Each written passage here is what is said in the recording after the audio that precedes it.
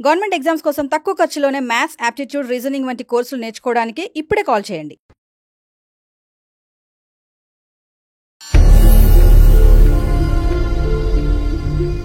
చాలా ప్లేసెస్ కి కలిసి వెళ్లే వాళ్ళం, సినిమాలకి, లంచ్ లకి, బయటకి ఎక్కడికైనా వెళ్ళినా ముగ్గురం వెళ్లే వాళ్ళం.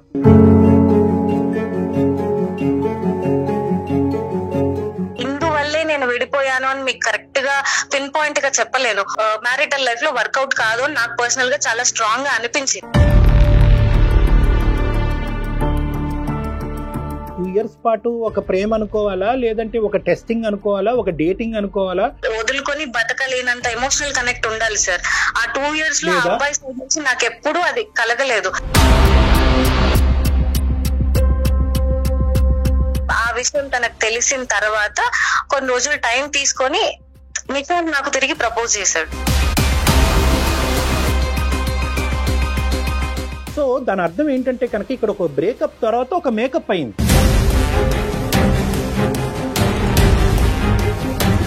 నాకు హరీష్ గురించి తెలుసు సార్, ఆ అబ్బాయి మనస్తత్వం తెలుసు. ఇతను పెళ్లి నిశాంత్ ఏమైనా చేస్తాడా, లేకపోతే వాళ్ళిద్దరూ కొట్టుకొని ఒకరికొకరు ఏమైనా చేసుకుంటారా అని చాలా భయపడుతున్నాను సార్ నేను.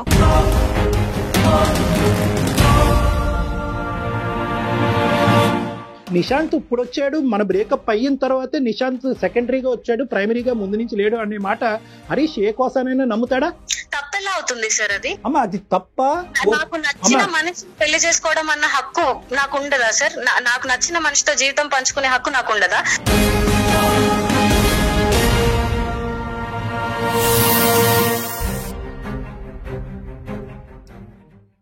అవిస్ హాస్పిటల్ సమర్పించు అందమైన జీవితం కార్యక్రమానికి స్వాగతం. నమస్తే కళ్యాణ్ గారు. నమస్తే జయ గారు.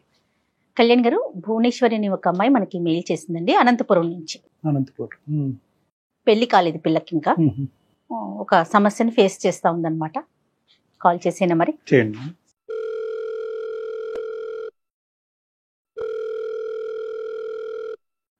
హలో హలో, భువనేశ్వరి గారండి? అవునండి, మీరెవరు? నేను జయానండి, అందమైన జీవితం ప్రోగ్రామ్ నుంచి కాల్ చేస్తున్నాను. మేడం చెప్పండి మేడం. భువనేశ్వరి బాగున్నారమ్మా?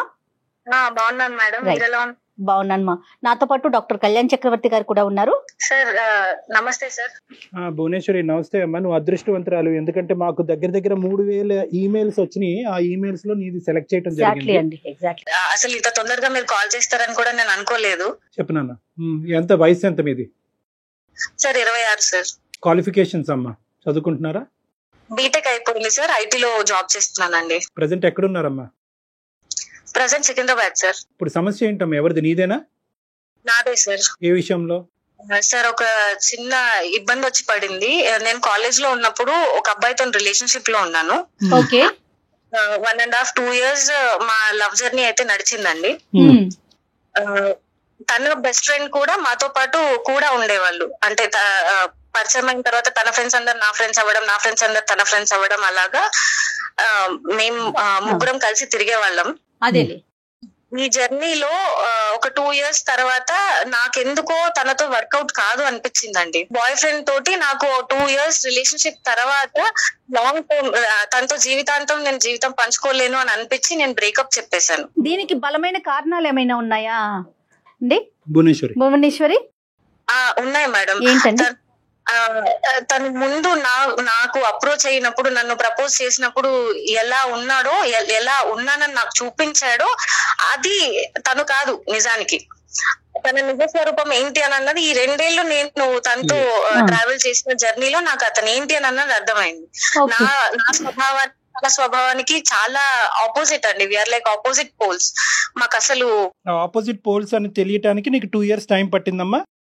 ఆ జర్నీలో మెల్లమెల్లగా తెలిసి వచ్చింది సార్. తెలిసింది ఏంటో ఆపోజిట్ పోల్స్ తెలుసుకోవచ్చా? ఫర్ ఎగ్జాంపుల్ ఏదన్నా సార్, అతను అంటే మామూలుగా ముందు చాలా ఫ్రెండ్లీగా, జోవియల్ గా ఉన్నట్టు కనిపించేవాడు.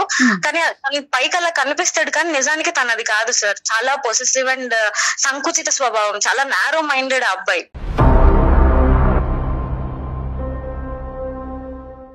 కామన్ ఏమో కదమ్మా, అది కామన్ కాదా? నాది అనుకోవడం, నా మనిషి అనుకోవడం వరకు బానే ఉంటది, కానీ నాతో తప్ప ఇంకెవ్వరితోనూ మాట్లాడకూడదు, తనకంటూ నేను తప్ప ఇంకో ప్రపంచం ఉండకూడదు అనేది భరించలేం కదా సార్. అదే ఫ్రీడమ్ రిస్ట్రిక్ట్ అవుతే సమస్య వస్తుంది. కరెక్టేనమ్మా, నువ్వు చెప్పింది బాగా చెప్పావు. తర్వాత అది కాకుండా ఇంకా ఏ సమస్యలు కనిపించినాయి ఈ అబ్బాయిలో నీకు? తను ఆలోచన విధానం కూడా ఈ తరానికి నాకు తగ్గట్టు లేదని అనిపించింది సార్. మరీ సంకుచితంగా ఆలోచించడం, ప్రతిదానికి అనుమానించినట్టు మాట్లాడతారు, కానీ అనుమానం అన్నట్టు అంటే ఇండైరెక్ట్ గా చెప్పడం అన్నమాట. అనుమానించినట్టే ఉంటది, కానీ నేనేం అనలేదు, తిరిగి అడిగితే నేనేం అనలేదు, కానీ నా అలా అనలేదు అని కప్పిపుచ్చుకునేవాడు. సో ఉన్నవేంటమ్మా, లేనివి బానే చెప్పావు, ఉన్న క్వాలిటీస్ ఏంటి అతనిలో? ఏ కారణాల వల్ల హరీష్ నీకు నచ్చాడు, ఏమనుకుని దిగావు? అంటే తను నాకు చాలా సపోర్టివ్ గా ఉంటాడు అని అనుకున్నా సార్. అంటే కెరియర్ లో కానీ లైఫ్ లో కానీ తోడుంటాడు, పక్కన నిలబడతాడు, నన్నుగా ఉండనిస్తాడు అని అనుకున్నా. ఎందుకంటే నేను లైఫ్ పార్ట్నర్ తో నన్ను చేసుకోబోయే వాడిలో నేను అదే ఆశించాను, కాబట్టి అవి తనలో ఉన్నాయి అన్నట్టే తను నాతో స్టార్టింగ్ లో బిహేవ్ చేశాడు. తర్వాత ఆ జర్నీలో మెల్లమెల్లగా తెలిసొచ్చింది ఏంటి అని అంటే, తను చూపించింది తను ఉన్నది వేరే. వాట్ ఈస్ అప్, నీకు బయటకు కనిపించేది లోపల ఉన్నది డిఫరెంట్. ఓకే. సో చాలా సార్లు పెద్దగా గొడవలు అయ్యేవి. అంటే చాలా కారణాలు సార్. ఒకటి ఇందువల్లే నేను విడిపోయాను అని మీకు కరెక్ట్ గా పిన్ పాయింట్ గా చెప్పలేను. ఒకదాని తర్వాత ఒకటి సీక్వెన్షియల్ గా నాకు ఆ లాంగ్ జర్నీలో అర్థమైంది ఏంటి అని అంటే, మా ఇద్దరికి ఫ్యూచర్ లో మ్యారిటల్ లైఫ్ లో వర్కౌట్ కాదు అని నాకు పర్సనల్ గా చాలా స్ట్రాంగ్ గా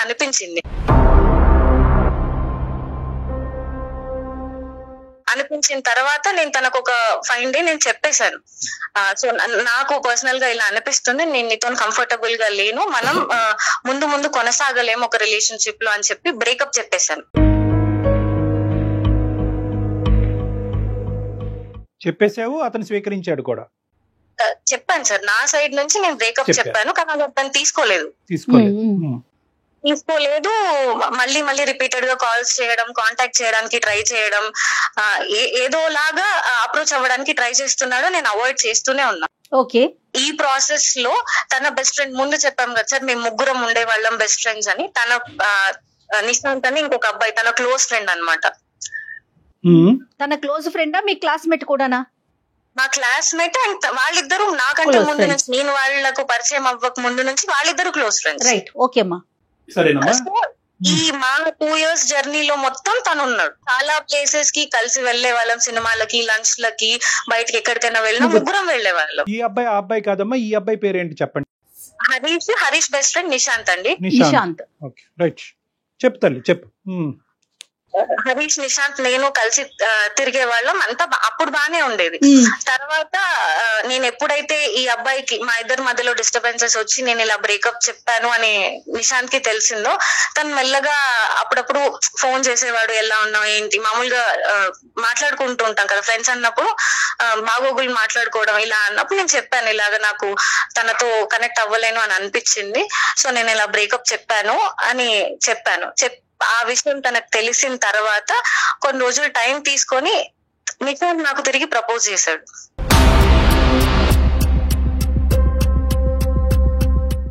ట్రయాంగిల్. ఓకే. ప్రపోజ్ అబ్బాయి చేశాడు కదమ్మా? నిశాంత్ నన్ను అప్రోచ్ అయ్యాడండి. ఇక్కడ 2 points నేను అడుగుతాను. ఒకటి, హరీష్ తో ఓకే బ్రేకప్ అయిన తర్వాత మీరు ఫ్రెండ్స్ లా కంటిన్యూ అవుదాం అనుకున్నారా? మీ ఇద్దరి మధ్య కమ్యూనికేషన్ కంటిన్యూ అయిందా? ఒకప్పుడు అలా కంటిన్యూ అవ్వనటువంటి పక్షంలో నిశాంత్ తో నువ్వు మాట్లాడుతున్నావు, నిశాంత్ నిన్ను ఇలా ఓదారుస్తున్నాడు, నిన్ను కన్సోల్ చేస్తున్నాడు, నీ బాగోగులు తెలుసుకుంటున్నాడు అనే అంశం హరీష్ కి తెలుసా? లేదంటే ఇవన్నీ హరీష్ కి తెలియకుండా మీరిద్దరు మాట్లాడుకుంటున్నారా? నాకు హరీష్ కి అసలు ఎలాంటి కాంటాక్ట్స్ లేవండి. బ్రేకప్ చెప్పిన తర్వాత అప్రోచ్ అవ్వడానికి ట్రై చేశాడు. నిశాంత్ హరీష్ తో కాంటాక్ట్ లోనే ఉన్నాడు. ఉండొచ్చు సార్, ఎందుకంటే నాకు నిశాంత్ కి మధ్యలో హరీష్ టాపిక్ ఎప్పుడు రాలేదు, నేను అడగలేదు, ఆ అబ్బాయి కూడా తీయలేదు. మోస్ట్ ఇంపార్టెంట్ థింగ్ ఏంటంటేనమ్మా, నిశాంత్ అనేటటువంటి ఈ రెండోసారి వచ్చినటువంటి నీ రెండో బాయ్ ఫ్రెండ్ ఈ అబ్బాయికి ఇప్పుడే నీకు చెప్పాలని అనిపించిందా, ఎప్పుడో చెప్పాలని అనిపించిందా, లేదంటే బ్రేకప్ అయిన తర్వాత లైన్ క్లియర్ అయింది కాబట్టి ఇప్పుడు చెప్తున్నాడా, లోపల ఆ ప్రేమ అన్నది ముందు నుంచి ఉందా? తను నాకు చెప్పడం ఏంటంటే, సార్ నేను ముందు నుంచి ఈ జర్నీలో నేను అబ్జర్వ్ చేస్తూ వచ్చాను, సో మన ఇద్దరికి వర్కౌట్ అవుతుందని నాకు అనిపించింది, కానీ నేను అప్పుడు చెప్పలేకపోయాను, ఇప్పుడు చెప్తున్నాను అని అయితే నాకు చెప్పాడు సార్. మా ఇద్దరు బ్రేకప్ అయిన తర్వాత మనసులో ఉండింది. సో ముందు నుంచి ఉంది. నీ రెస్పాన్స్ ఏంటి తల్లి? నేను కొంచెం ఆలోచించడానికి టైం తీసుకున్నా సార్. ఆ టైం గ్యాప్ లో నేను ఒకసారి అనలైజ్ చేసుకుంటే నాకు ఏవైతే ఒక లైఫ్ పార్ట్నర్ లో కావాలని అనిపించాయో అవన్నీ నిశాంత్ లో ఉన్నాయని నాకు అనిపించింది.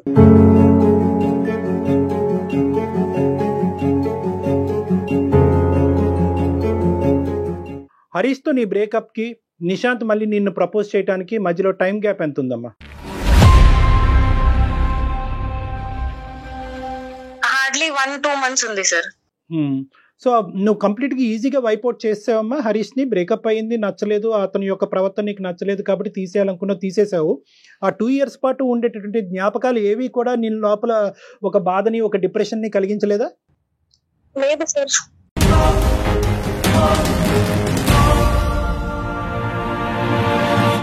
అంటే మరి ఆ 2 years పాటు నడిచింది ఏంటమ్మా?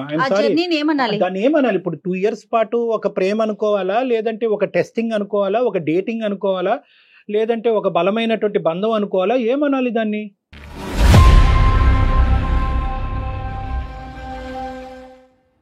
సార్ మీరు అన్నట్టు డిప్రెషన్ లోకి వెళ్ళాలి అని అంటే వదులుకొని బతకలేనంత ఎమోషనల్ కనెక్ట్ ఉండాలి సార్. ఆ 2 years లో అబ్బాయి సైడ్ నుంచి నాకు ఎప్పుడు అది కలగలేదు. ప్రతి స్టెప్ లోను, ప్రతి ఇన్సిడెంట్ లోను నాకు చాలా ఇబ్బంది అనిపించేది. తన ప్రవర్తన కానీ, తన మనస్తత్వం కానీ నాకు చాలా ఇబ్బంది అనిపించేది. కానీ నేను కాంప్రమైజ్ అవుతూ దాన్ని డైజెస్ట్ చేసుకుంటూ ముందుకు వచ్చాను. ఒక పాయింట్ కి వచ్చిన తర్వాత నేను దాన్ని తీసుకోలేకపోయాను. సో బ్రేకప్ అనేది నీకు రిలీఫ్ అనుకోవచ్చు సార్. నేను భరించలేను. నేను తనతో కలిసి ముందుకు నేను అడుగు వేయలేను అని అనిపించినప్పుడు నేను తనకు వద్దు, మనకు సెట్ అవ్వదు అని చెప్పేశాను. రైట్, అర్థమైందన్న. ఒకటైతే క్లియర్ కదమ్మా, నిశాంత్ కి మీ ఇద్దరు పరిచయం అయినప్పటి నుంచి, అంటే ఒక బెస్ట్ ఫ్రెండ్ గా పరిచయం అయినప్పటి నుంచి నిశాంత్ కి నీ మీద ఫీలింగ్స్ ఉన్నాయి. ఎటొచ్చి హరీష్ మధ్యలో ఉన్నాడు కాబట్టి అతని మనసులో ఉన్న భావాన్ని నీకు చెప్పలేదు. నీకైతే మాత్రం నిశాంత్ మీద ఎప్పుడు ఫీలింగ్స్ లేవు. ఇప్పుడైతే మాత్రం నిశాంత్ నుంచి ఈ ప్రపోజల్ వచ్చాక నువ్వు కూడా అది కన్సిడర్ చేయడానికి ఇష్టపడుతున్నావు. అంతే sir. So Harish is completely out of the picture. లేదు సార్. ఇంకొక భయంకరమైనటువంటి అంశము, భయపెట్టే అంశం ఏంటంటే హరీష్ నిశాంత్ టచ్ లో ఉన్నారా లేదా అనేది నీకు ఇంకా తెలియదు కదా. ఫస్ట్ అది కనుక్కోవాలి కదమ్మా. టచ్ లో ఉన్నారు అంటే ఒకరికొకరు ప్రత్యక్షంగా ఎదురుపడైతే మాట్లాడుకోవట్లేదు. మేబీ ఫోన్లో అట్లా టచ్ ఇంపాసిబుల్ నాన్న. ఇప్పుడు వాళ్ళిద్దరు టచ్ లోనే ఉండుంటారు. బహుశా నిశాంత్ అంటే నీ సెకండ్ బాయ్ ఫ్రెండ్ హరీష్ తో బహుశా మీ ఇద్దరి మధ్యన జరిగేటటువంటి సంభాషణలు, అతని ఫీలింగ్స్ గురించి హరీష్ తో డిస్కస్ చేయకపోయి ఉండొచ్చు. అంత పర్సనల్ డిస్కషన్, అంత ర్యాపో అయితే లేదు సార్. తగ్గింది. ముందు ముగ్గురం కలిసి ఉన్నప్పుడు ఉన్న బాండింగ్ అయితే ఇప్పుడు లేదు. మెల్లమెల్లగా ఎప్పుడైతే మా ఇద్దరు బ్రేకప్ అవ్వడం, నిశాంత్ నన్ను అప్రోచ్ అవ్వడం, ఈ ప్రాసెస్ లో వాళ్ళిద్దరి మధ్య కూడా ముందున్నంత స్నేహం అయితే ఇప్పుడు లేదు. రైట్ నాన్న. 6 weeks ఎందుకు పట్టింది నీకు? ఎప్పుడు చెప్దాం అనుకుంటున్నావు? అతనికి రెస్పాన్స్ ఏంటి? వెయిటింగ్ దేని గురించి?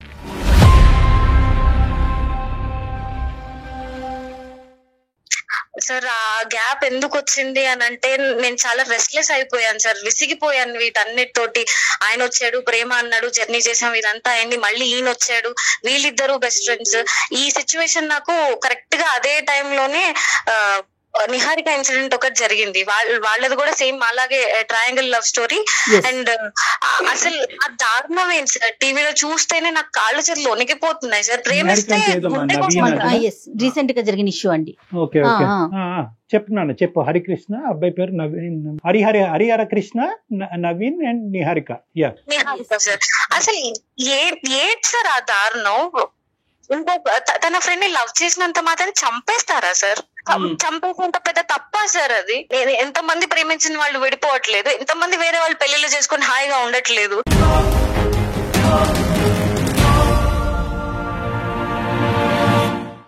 తనని కాదని వేరే వాళ్ళని ప్రేమించినందుకు చంపేస్తారా? అది గుండె అనుకుంటున్నారా, కేక్ ముక్క అనుకుంటున్నారా సార్? అలా పక్కకు తీసుకెళ్లి చంపేయడం, దారుణాలు అది చూసినప్పటి నుంచి నాకు రాత్రులు నిద్ర పట్టలేదు సార్. అసలు నా పరిస్థితి కూడా ఇంచుమించు దాదాపు దానికి దగ్గరగానే ఉంది. ఇది ఇలాంటి భయంకరమైన పరిణామాలు వస్తాయేమో. అసలు అందులో నా తప్పు ఎంత ఉంది? నేనేమన్నా తప్పు చేస్తున్నానా? నేను ఇప్పుడు ఈ అబ్బాయికి ఓకే చెప్తే అలాంటి పరిణామాలు ఏమన్నా నేను చూడాల్సి వస్తుందా? అసలు నాకేం అర్థం కావట్లేదు సార్. నీ ఇష్యూకి వస్తే అమ్మా, కమింగ్ టు యువర్ పాయింట్, నీకు నిద్ర పట్టట్లేదు, చేతులు కాళ్ళు వణికిపోతున్నాయి, భయం వేస్తుంది అని అంటున్నావు. ఇప్పుడు నీకు ఒక స్ట్రైట్ ఫార్వర్డ్ క్వశ్చన్ నిన్ను అడుగుతా.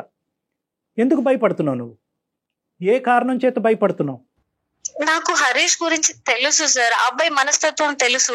ఇతను వెళ్ళి నిశాంత్ ఏమైనా చేస్తాడా, లేకపోతే వాళ్ళిద్దరూ కొట్టుకొని ఒకరికొకరు ఏమైనా చేసుకుంటారా అని చాలా భయపడుతున్నాను సార్ నేను. అతను ఎంత మొండివాడంటే, ఎంత పొసెసివ్ నేచర్ అని అంటే, ఎప్పుడు తనదే నెగ్గాలి, తన పాయింట్ ఆఫ్ వ్యూ కరెక్ట్, తనకే దక్కాలి అన్న ఒక ఇది ఉంటది సార్ ఆ అబ్బాయికి. సో ఆ కోపంలో ఈ గ్యాప్ లో నేను చెప్పాను కదా సార్ మీకు, నేను బ్రేకప్ చెప్పిన తర్వాత రిపీటెడ్ గా కాల్స్ చేస్తున్నాడు, కనెక్ట్ అవ్వడానికి ట్రై చేస్తున్నాడు అని. అందులో ఎక్కడ నాకు ప్రేమ కనిపించలేదు సార్. మొండి, నాకు దక్కాలి, నన్ను ఎందుకు వదిలేసి వెళ్ళిపోతున్నావు అన్న మొండి పట్టుదలే కనిపించింది, కానీ ప్రేమతో సాధించుకుందాం అన్న మనస్తత్వం కాదు సార్. అది ఉంటే అసలు నేను బ్రేకప్ చేసుకోకపోయేదాన్ని. ఒక 2 years పాటు జరిగినటువంటి జర్నీ ఒక మీనింగ్లెస్ జర్నీగా మారిపోయినప్పుడు రెండో వచ్చినటువంటి అబ్బాయి ఈరోజు నువ్వు ప్రపోజ్ చేస్తే నువ్వేం చేయాలి?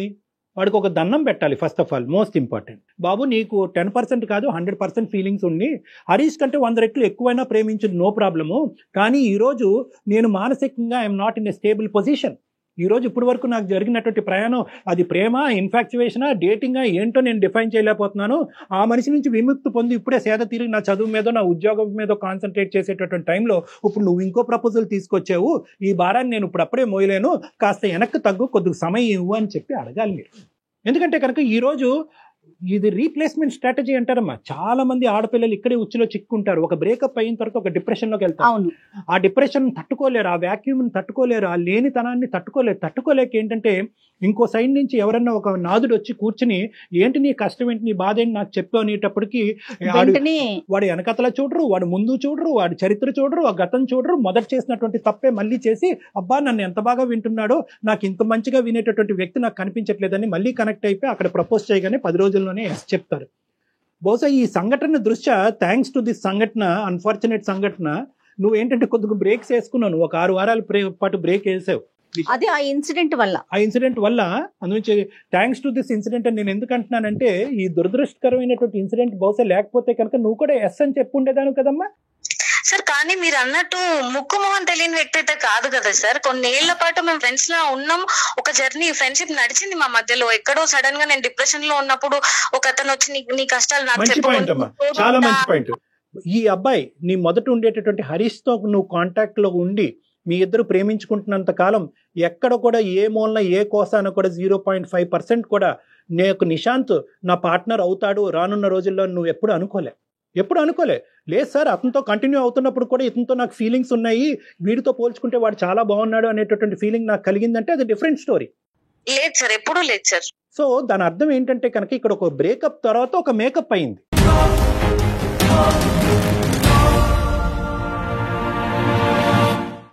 ఈ బ్రేకప్ తర్వాత మేకప్ అయింది అంటే ఏంటంటే ఈ బ్రేకప్లో ఉండేటటువంటి ఆ వాడి వేడి ఉండేటటువంటి పరిస్థితిలో ఈ అబ్బాయి వచ్చి ప్రపోజ్ చేయగానే నీ మనసులో ఒక క్వశ్చన్ మార్క్ పడింది.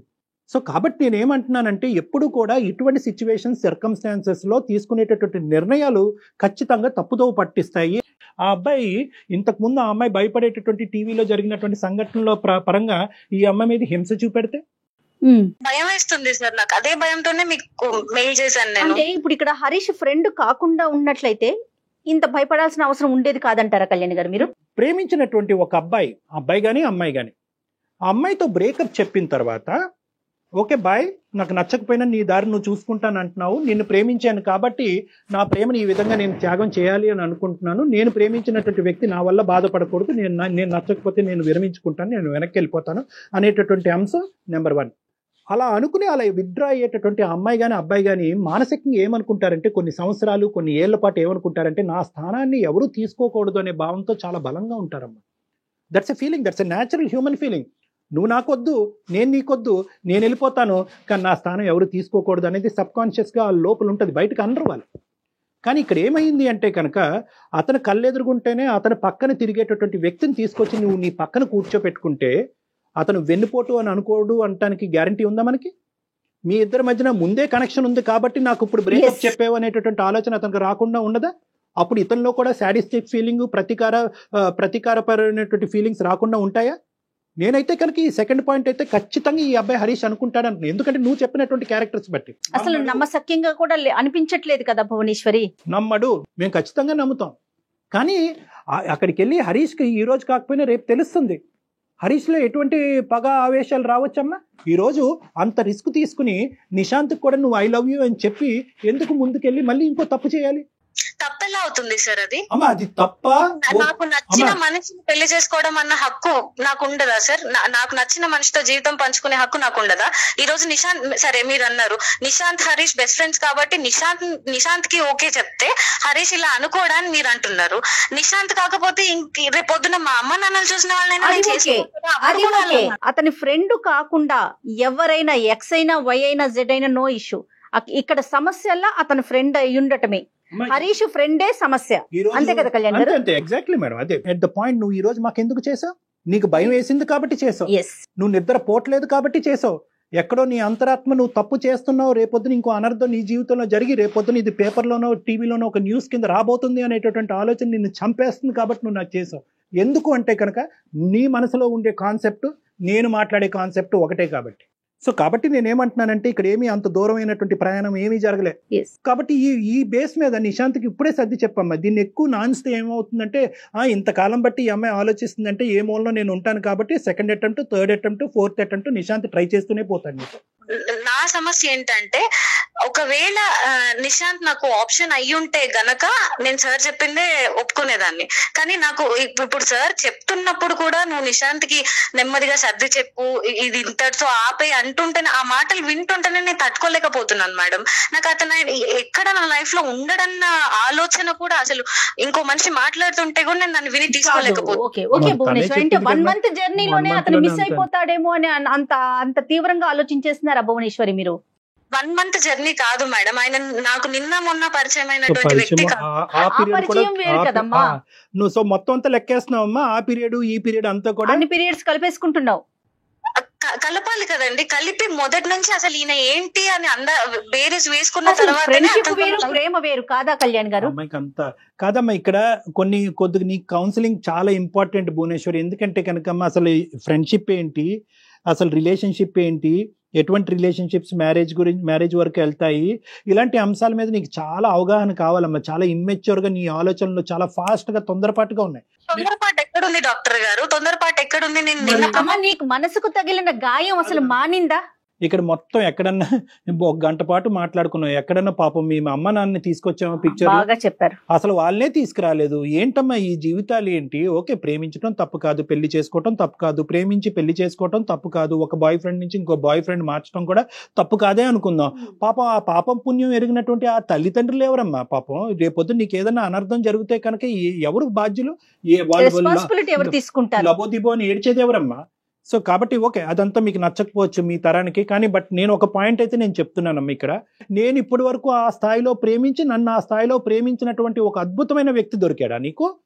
ఈ రిస్క్ తీసుకుని హరీష్ అనేటటువంటి రిస్క్ బ్యాక్గ్రౌండ్ లో పెట్టుకుని నువ్వు అంత రిస్క్ తీసుకోవటం అవసరమా?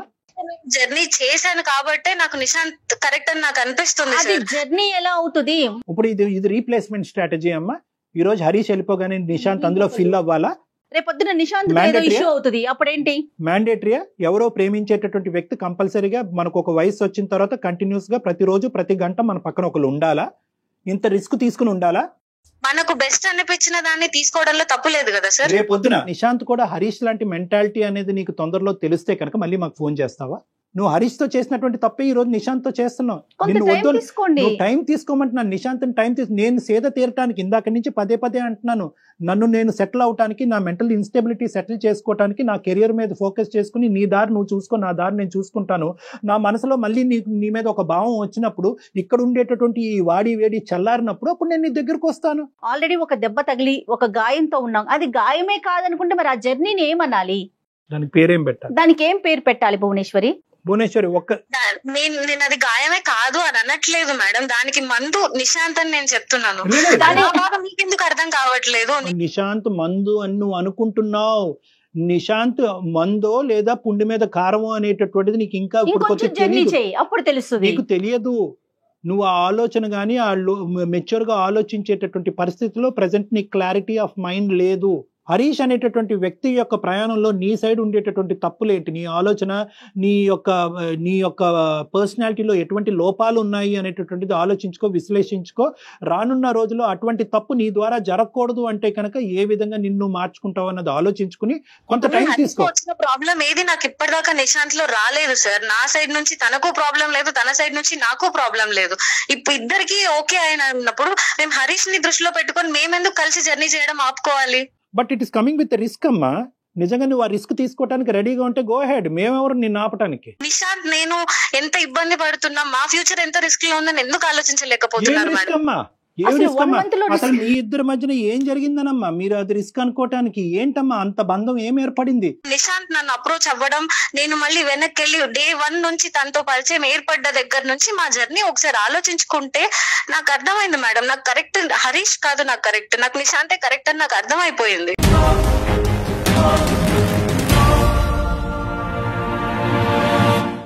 మా ప్రైమరీ థింగ్ అయితే మాత్రము నువ్వు టైం తీసుకో. నిశాంత్కి ఇప్పటికిప్పటికే రీప్రపోజల్ చేసి నువ్వంటే నాకు ఇష్టం అని చెప్పొద్దు. మోస్ట్ ఇంపార్టెంట్ ఏంటంటే ఈ మొత్తం అంశంలో హరీష్ని మాత్రం కప్పేయద్దు. హరీష్కి ఇండైరెక్ట్ గా తెలిస్తే కనుక పరిస్థితి ఇంకో విధంగా ఉండొచ్చు. కాబట్టి ఇండైరెక్ట్ గా తెలిసే ముందు డైరెక్ట్ గానే చెప్పడం బెటరు. అన్నిటికంటే ఫైనలీ మోస్ట్ ఇంపార్టెంట్, నీకంటూ ఒక కుటుంబం ఉంది, తల్లిదండ్రులు ఉన్నారు. ఇప్పటికైనా మొదట చేసిన తప్పు మళ్ళీ రిపీట్ అవ్వకూడదు అంటే ఇప్పుడు నీ పేరెంట్స్ ని ఇన్వాల్వ్ చేయడం అనేది అందరికీ శ్రేయస్కరం. ఇదే భాష ఏదైతే మాతో మాట్లాడేవో, నిశాంత్ కరెక్ట్, నిశాంత్ సూపర్, నిశాంత్కి మించినటువంటి మనిషి లేదు అనేటటువంటి అంశాలు ఏవైతే చెప్పావో అవే మీ తల్లిదండ్రుల దగ్గర రిపీట్ చేయి. మీరు ఆర్గ్యూ లోకి వెళ్తున్నారు భువనేశ్వరి, ఆలోచించండి ఒకసారి. ఆర్గ్యుమెంట్ కూడా నువ్వు ఎందుకు వెళ్తున్నావు అంటే కనుకమ్మ, మాకు ఫోన్ చేయకి, మాకు ఈమెయిల్ చేయక ముందే నువ్వు నిశాంత్ కావాలి అని చెప్పి 100% కాదు 200% ఫిక్స్ అయ్యావు. కాబట్టి ఈ రిస్క్ ని ఆ నిశాంత్ అలాగే ఉండాలి, నిశాంత్ నేను ప్రేమించాలి, నిశాంత్ నేను పెళ్లి చేసుకోవాలి, కానీ నాకు హరీష్ దగ్గర నుంచి రిస్క్ రాకుండా మీరు ఒక ఆలోచన చెప్పండి అంటే కనుక అలా మేము చెప్పలేమమ్మా. ఎందుకంటే హరీష్ని మేము చూడలేదు, హరీష్తో మేము మాట్లాడలేదు. హరీష్ ఆ టీవీలో జరిగినటువంటి సంఘటనలాగా హరీష్ ప్రవర్తిస్తాడో లేదో అన్నది మాకు తెలియదు. అలాంటప్పుడు ఏంటంటే మాకు తెలియనటువంటి అంశము రిస్క్ ఉన్నట్టుగానే ముందుకు వెళ్ళమంటాం, కానీ రిస్క్ లేనట్టుగా ఊహించుకుని ముందుకు వెళ్ళమని చెప్పే దమ్ము ధైర్యం నాకైతే లేదమ్మా. అమ్మ జీవితం ఇది అందరికి పరిచిన విస్తరవదు, అన్ని కష్టాలు నష్టాలు అన్నీ ఉంటాయి. ఆలోచించుకో భువనేశ్వరి, నువ్వు వెంటనే నిర్ణయం తీసుకోమని చెప్పట్లే. ఇప్పుడు ఈ విషయాన్ని కూడా టకామని ఎస్ అని చెప్పేయాలని మేము ఎక్స్పెక్ట్ చేయట్లేదమ్మా. ఎస్, నువ్వు టైం తీసుకో. డాక్టర్ గారి నెంబర్ నీకు నేను షేర్ చేస్తాను, పర్సనల్ గా వచ్చి కలు, ఫోన్ లో కాదు. ఓకేనమ్మా? సరే మేడం, ఆల్ ది బెస్ట్ తల్లి. బాయ్ అమ్మా, all the best Bhuvaneshwari. Right Kalyan garu, thank you so much. నమస్తే అండి.